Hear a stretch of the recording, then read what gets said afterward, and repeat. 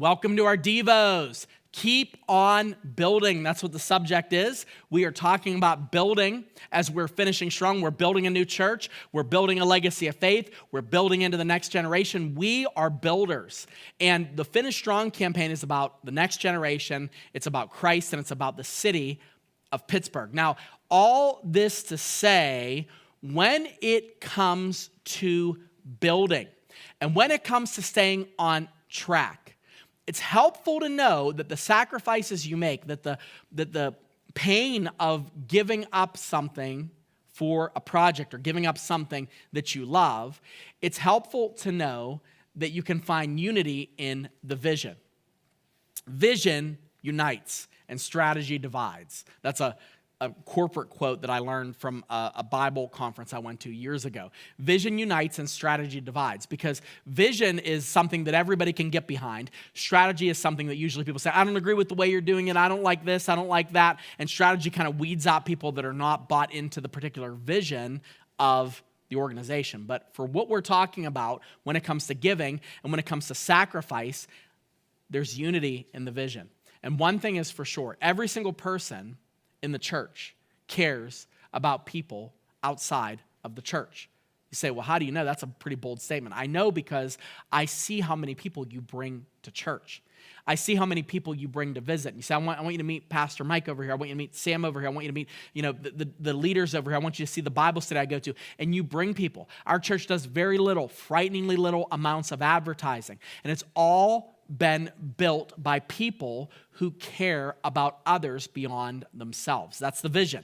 Win one more. That is who we are. We believe in winning one more person for Jesus Christ, that God has called us in this particular season to be the beacon that reaches out to the lost. That's what the church does. And once you are sacrificing, once you're bought in to that vision, it's easier to do it, I should say, when you can find unity in the vision.